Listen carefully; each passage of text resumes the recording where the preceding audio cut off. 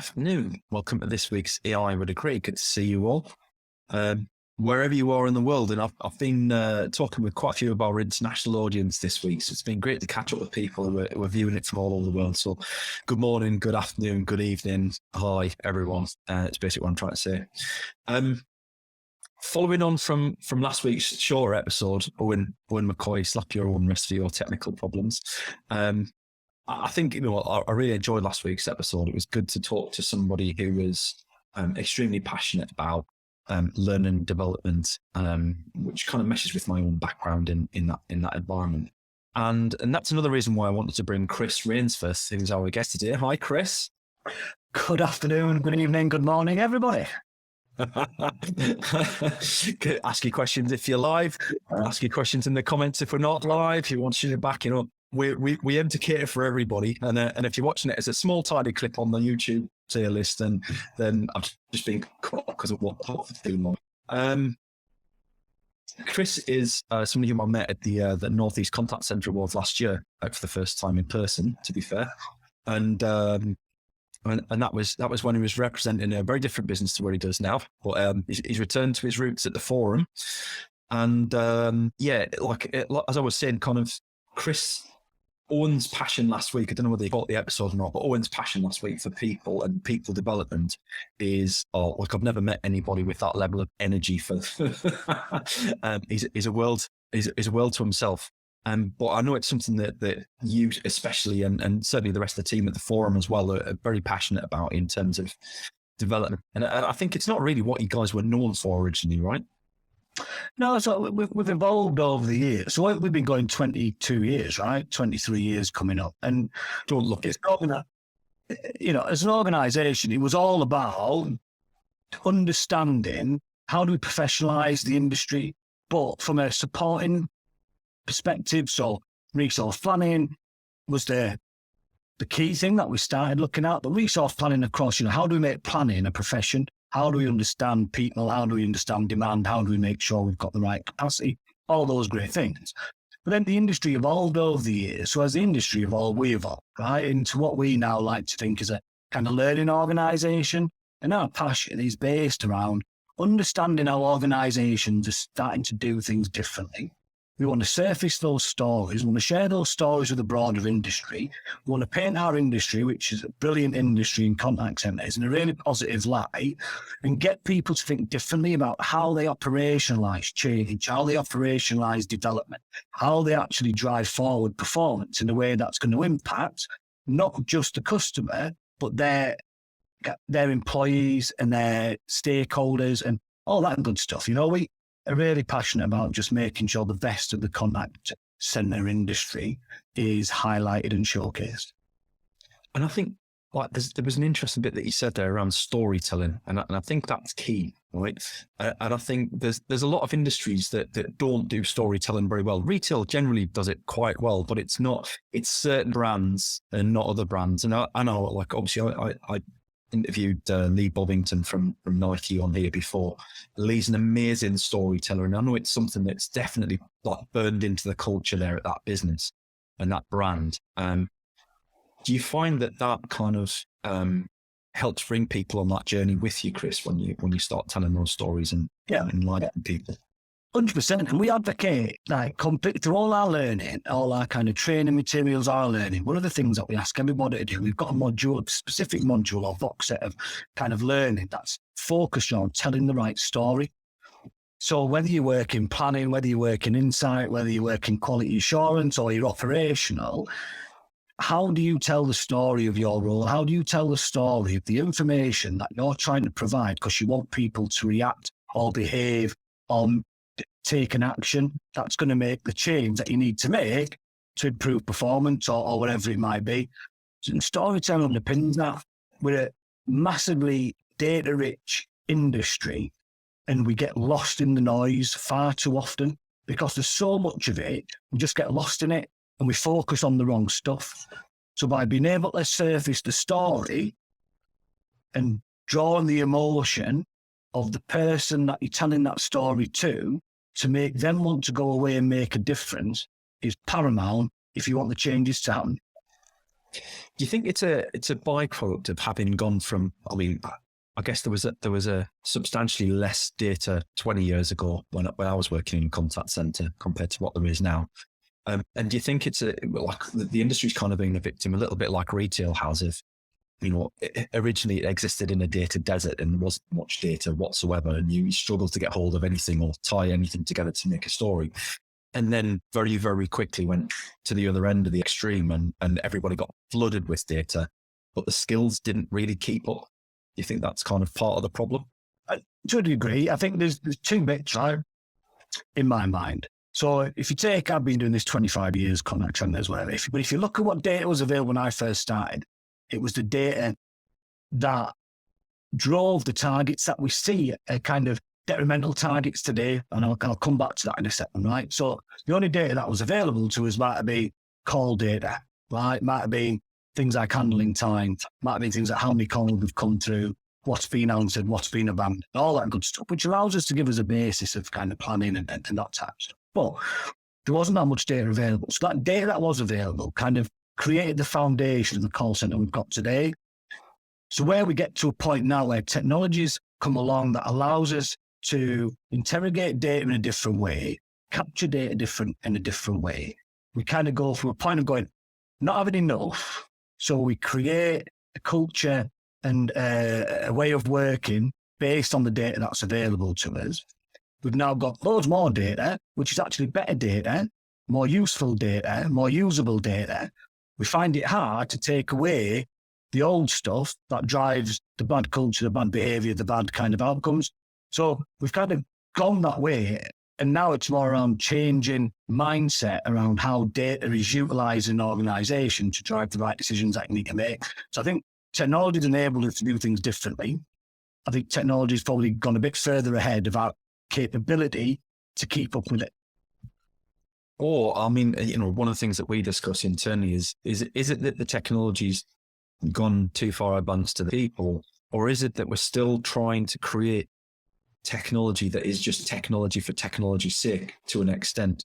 Is it a case of like we've took the use case too far and we're not really considering the end user properly in terms of what they need and how to display that information? I think that's always been the case a little bit, right? I'm not going to disparage any technology firms, but I think in natural terms, technology is always, in my mind, in contact centers, has always been about 5 years ahead of ability to utilize it, right? So if you go back, I first put speech analytics into business, right, in 2012, right? Early adopter, right? And people didn't understand it, right? And but then the growth of it over the last kind of 10 years hasn't been massive in the sense that it's not gone from 0 to 100 overnight. There's been a steady build as people built the confidence, as people built, the case studies, the use case, whatever. Now, it's that kind of happening. So I always felt that technology is about 5 years ahead of our abilities and capabilities to utilize it in a way that's going to drive value, to essentially be able to convince people that it's worth spending money on. Take its time. And I think we've got to a point now that I think that gap has shortened. I think that gap shortened in terms of our ability. People are more reactive to that. I do think the pandemic played a little bit of a part in that to kind of get people going, well, we've thought about this for a couple of years, but actually let's just do it now, right? Because we need something. So I think that's closed the gap a little bit. I do feel that the gap will grow again as we move into more of the artificial intelligence phase, machine learning, that type of stuff. If you're not that way inclined, it takes people a while to get their head around it and to draw the line of sight around where does the benefit come to my organization. And sometimes that benefit comes and people see it as a benefit in going, well, I can reduce headcount. I don't want to reduce headcount because I've got a really good team. So you go, right, that's fine, but how do you redeploy the headcount to actually drive value back in your organization? But I think it just takes a while for people's kind of minds and behavior and adoption of stuff to catch up with the way we see things from it. Yeah, kind of implementing. It goes back a little bit to that point you made earlier on about telling the story to build the business case, right? And it's the same sort of thing with data and technology as well. As like people have spent so much time trying to bring technology in just because they can bring technology in. and forget the fact that they've got to build a business case that goes with it, or actually looking at the foundations of that business case. And that's one of the successes that we've had, like in our business, is kind of helping people to build those business cases and look at what are the use cases that you should be looking at. How do we help you build that business case, and how do we quantify it for you in a way that we can prove the effectiveness of what we're trying to do? Because that's what it should be all about. It's not about the technology. That's a side effect. That's part of the process to get where you want to be. What you need to do is raise your margin, reduce your bottom line, do whatever you need to do to make the business more effective. Prove it. Just learn to build the business case, but combine it with a story, to your point. Yeah, we look at it in a way where this is, we don't advocate, we don't seem to advocate technology. What we do is kind of, we go, right, actually, the contact centre and your role within that, there is some, defined principles really that you can make your job work, right? Technology will come along, which will help you and enable you to do your job better or differently and give you a different outcome. What we're trying to do is going, right, actually, what you need to understand first is the outcome you're trying to deliver, right? So what outcome are you trying to deliver as an organisation? What is it you're trying to do? Is it to improve compliance? Is it to deliver better service? Is it to what, right? It's 101 different things that it could be. So you go, what is the outcome you're trying to deliver? How can you deliver that? And then what is there to help support you and do that in a different way? So is there something that can support you and do it to make it smarter, more cost effective, and actually utilise your team and your people to do something that's going to add value back at the organisation, rather than just doing stuff for doing stuff's sake. So I guess that kind of leads in quite nicely to my next question. And we touched on this last week with Owen around, bear in mind all the advances that we've had in terms of what's acceptable in workplace, whether it's hybrid working, whether it's remote working. How has COVID impacted on the strategy that you guys use to be effective? Because you've always been fairly remote, but with sort of in-person location training as well, right? Yeah, so it changed everybody's perception, right? So we've been a remote organisation since we were 4, in terms of the team and the people who work remote. But we would go on site, we'll do face-to-face training, whatever it might be, more member meetings or whatever, right? So you would go out and do that. Pandemic challenged us to think differently. And then the business made a shift and said, right, we'll take all our learning, we'll create modules, put it all online. It really worked for us. Makes us more accessible, easier to do things, right? And that's fine, right? And we still get companies going, can you do some face-to-face stuff? And that's fine. We don't have an issue with that. But we've got this library of stuff that people do, so it makes you change the way you think and makes you just behave differently. If we see how that's translating on the flip side, because, we're not a contact centre in that sense, we are a learning organisation, a member organisation. We start to see that flip now for organisations going, how do we actually deal with the go-forward plan? What do we do now to strike the balance in the right way that's going to deliver what we need to deliver as a business and what we need to do to support our people? So it's just getting people thinking differently. But for us, we'll never go back to a kind of face-to-face first approach. No way. And do you think that you guys, when you do the face-to-face stuff, that you get better quality of session out of it as a result because people appreciate it more, or because you've already done some sort of online training that sets the tone for it, and then it kind of, do you use it to follow that up, or just think, is it? Yeah, it's interesting. So yes and no. So I think there's a bit that said, we have relationships with people. We have good relationships with a lot of the organisations we work with. Got 150, 160 now kind of corporate members, and then a few more that sit around that. So we've already built those relationships over a number of years. Now, like I say, doing training or on-site type events is by exception. And we do feel, it's nice to be out there and you get that engagement, but we found that we can do that just as well in a remote setting, in terms of our success rates, in terms of doing our tutorials or our networking or whatever it is that we do in a virtual setting. It allows us to do that. What we do twice a year is a face-to-face conference, or 2 face-to-face conferences where we let people go in and we just have a big session on collaboration. Let's talk through some of the issues of the day. For those people that like to get together and do that type of thing, so we're not disregarding the fact that people want to do face-to-face stuff. We just feel that there's a benefit in doing it remotely for everybody. For us, we've got more capacity from an organisational perspective, you're not having to worry about travel, you're not having to worry about getting people in. And especially if you work in a remote setting or a hybrid working, why would you want to pull people in the office just to come and see me train when they can sit at home at the desks that they work at every day? You kind of, it's about finding the right balance. And I think I'm right in saying that you guys have just launched your own podcast as well, right? Yeah, so we are, well, I say it's a podcast. It's just me nattering to people, or Alison, one of my colleagues. I like talking to people, and I didn't get invited to go on other people's podcasts as much as a guest anymore, so I thought I'd best start my own of like talk to. So yes, it's the forum meet. It is people from within our community, the forum community, that have, and we'll try to keep it is focused on learning. So what is the value of learning to them? What do they do to kind of continually improve their own kind of capabilities? How do they instill a culture of learning within their organisations? And we just try to focus on those types of things. How they've developed their careers, why they put the value on the learning. How do they kind of give permission or support their teams to go away and learn and develop themselves? So they're interesting conversations and focused on something that's really dear to our heart as a kind of learning organisation.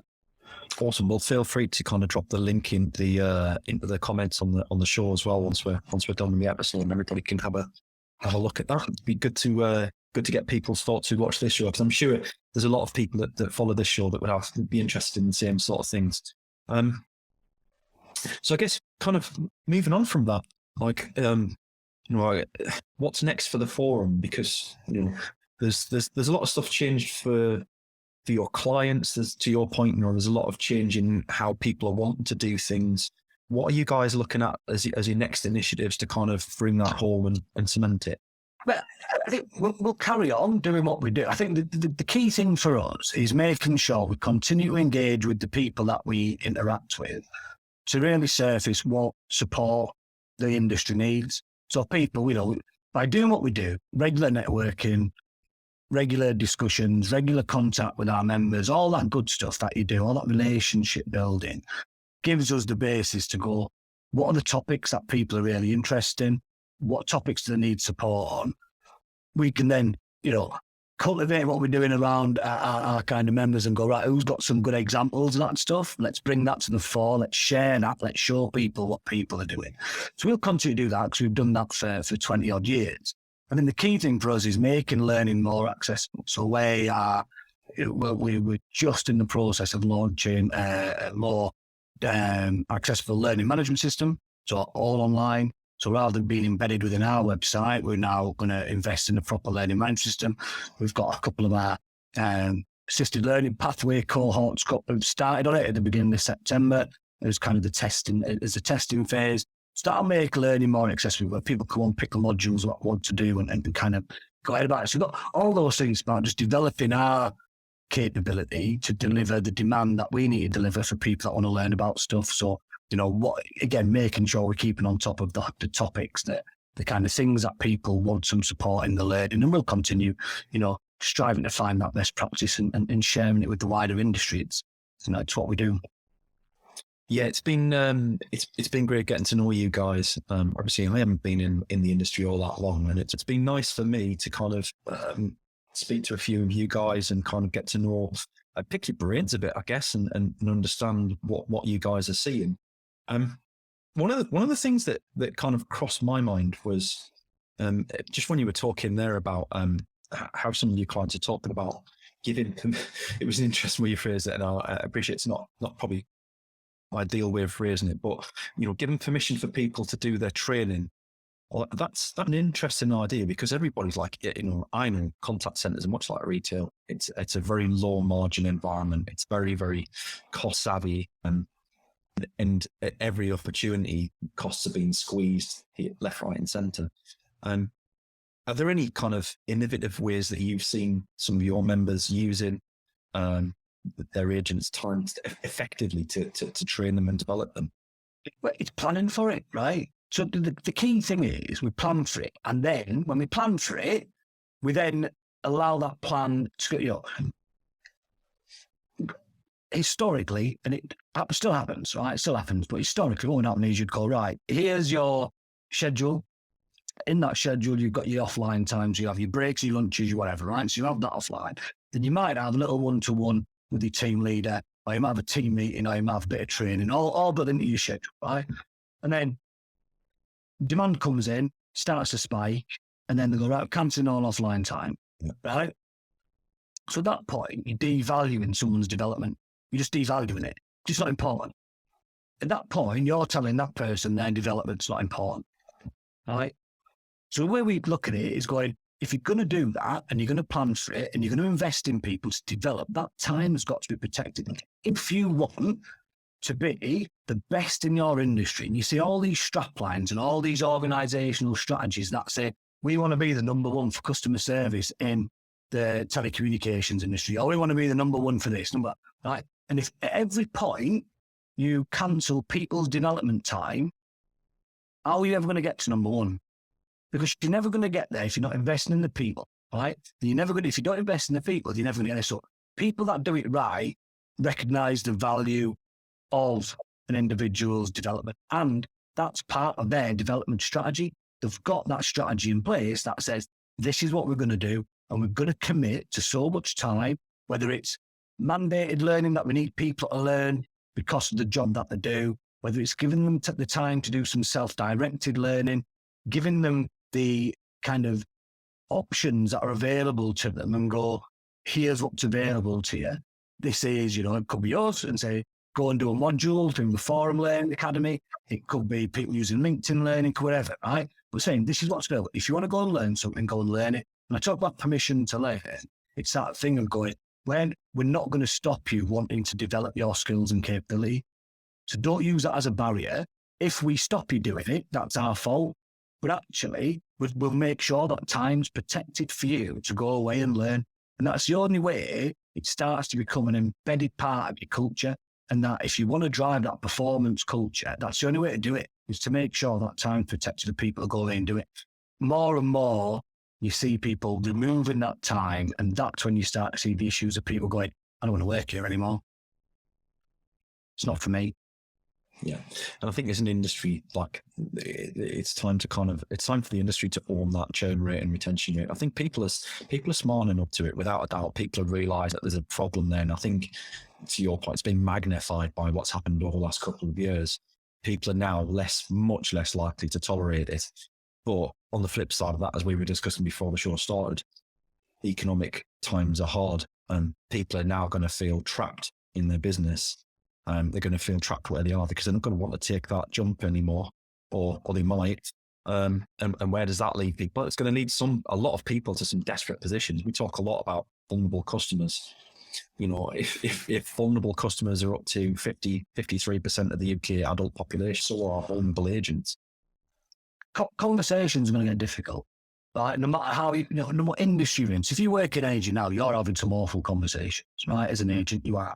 If you work in banking, you're having some awful conversations. If you're all these people that's had a phone call this week saying we're pulling your mortgage off, whatever it is, right? There's some awful conversations going there.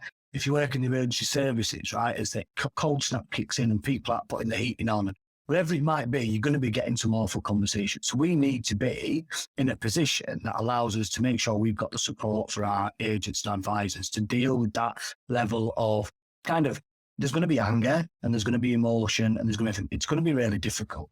And we talked about it before. That says we kind of drive the way we work is driven by the choices that we make as an organisation. Now we said, people are being more savvy now, and it's nice to see that people are looking at packages as opposed to, what do we do?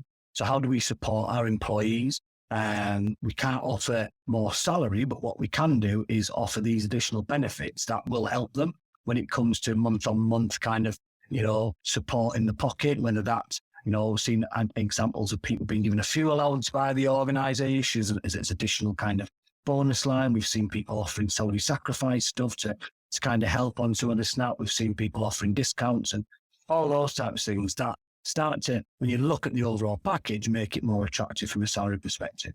The other piece we talked about is then that flexibility of what we do. And, as organisations, and I'm kind of sure you mentioned it to get a rise out of this. I'm trying to remain calm, but it's we as an organisation can do whatever we want, right? And like I said this to you before we went live, right? We are within our own destiny. So as a business, we can decide what our operating model is. And there's no right or wrong, right? There's no right or wrong. If you want to be fully flexible, remote working with self-scheduling and all that good stuff, that's fine, right? You can do that. If you want to have people and mandate people 3 days a week in the office or full-time in the office with a set shift pattern with no ability to shift slide or so, that's fine. You can do that as well, right?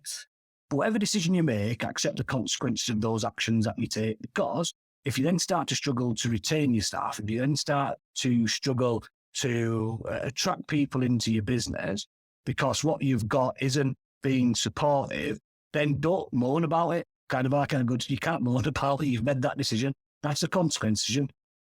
If that's the way you want to operate, it's fine. But that'll have a consequence. There'll be something that happens on the back of the decision you make. And that's for everybody. Not everybody wants to work remotely, so they will be attracted to in-office jobs, right? That's part and parcel. But then a lot of people don't want to work in office, so they'll be attracted to jobs that offer that remote element. So there's not going to be a one-size-fits-all. We can't do that. My always is to sit back and go, just give choice. Just offer choice, and offer a level of benefit that's going to make it attractive. And then go back to the learning point. If you've got a good development and skills development strategy within your organization that supports people going through that, they are more likely to remain within your organization. If they're engaged with their learning, if they're engaged with their development, if they're engaged with their performance, they will more likely stay, regardless of kind of other things. And I think it's finding the balance between it all is the difficult thing. I'm not saying it's easy. I'm sitting here and being really blasé about it, right? Because I'm not doing it. I can advise people and talk to people around what we see people doing and what works, but you've got to make that decision as an organisation. But the decision you make will have a knock-on effect, and just being aware, just being prepared for that is kind of where you need to be. And I think kind of going back to join up where we were before as well. Like there's a big part of it isn't just around the package and the planning and things like that. It's also about the environment that the agents themselves are in. Yeah. And we're a big proponent of, like, controversially, like internally, there's quite a few of the team that are quite a big fan of scripting. Like I can't sit on the fence. I understand both sides of it. I've seen it done really well. I've seen it done really badly. I know, like, our view on it is slightly different to what the traditional view is of just kind of robotic scripting. We don't kind of want to encourage that. But, when we talk about empowerment and agents being able to, separate their logical side of the problem they're dealing with from their emotional side and giving them some breathing space. And they might have like a framework or a script to kind of fall back on, but being able to separate that out so they can spend mentally some time thinking about how they deal with the customer from an emotional standpoint, listening to them, hearing what the customer's saying and empathizing with them.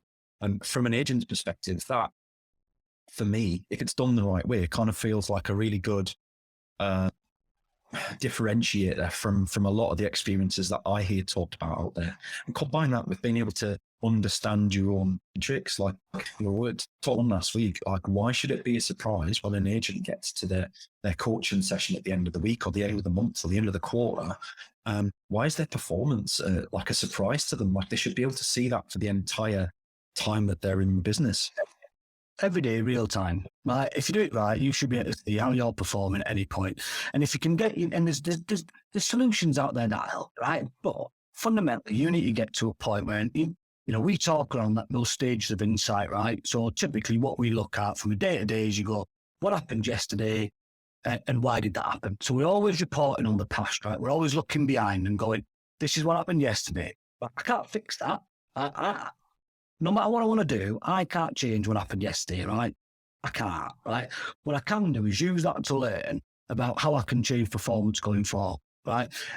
If I can do that in the day and I can make that adjustment and I can do that intervention and it's self-served and I'm self-aware of my performance, that's a better outcome for everybody.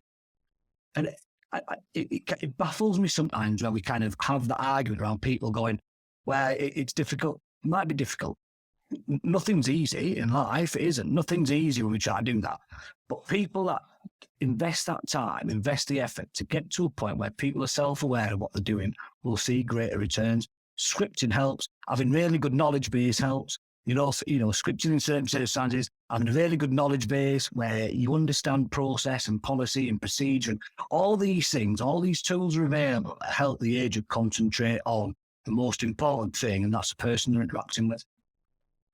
Absolutely. I thought for a moment you were going to start talking about marriage there when you were talking about we can't change things that we did yesterday, and I know being aware of your decisions, and I can change this today. And like I'm thinking, has he been talking to my wife? Yeah.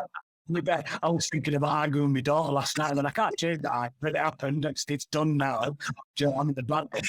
Yep. Oh, well, hopefully everyone at home's enjoyed the conversation today. Chris, it's been a pleasure to have you on the show. I hope you've enjoyed the bit of discussion that we've had. And, if you want to come back again sometime, I'm more than happy to. Yeah, I'd love to come back. Just thanks for inviting us on. I love talking, as you know, mate. We've had a good few chats over the years, whether virtually or kind of face to face, and I'm sure there's more to come. If anyone wants to reach out, get in touch. Some people won't be, they'll be looking at thinking, what's this idiot rattling on about? But, I still want to extend the conversation and challenge my thinking. I'm more than happy to take it. Well, that's it. That's what I always say to people is like, you might have a different viewpoint to me, but we shouldn't shy away from that conversation. And like, people are all entitled to their own opinion, and like, it's good to air those opinions and get because that's how change happens. That's how things get bettered. It's not by living in the sandbox where you just kind of echo your own opinion all the time. It's by being out there and saying what you think and feel, and why, articulating why you feel that way, or why you think that way, and then being open to discussion on it, not just kind of shutting people on and blocking people and things like that. Yeah. Just the only way we develop as humans is to kind of take that broad spectrum opinion and then form your own going forward. It's that, I've kind of formed my opinion of contact centres, the industry that people, I love it, right? I don't ever see myself working in any other industry ever in my life, right?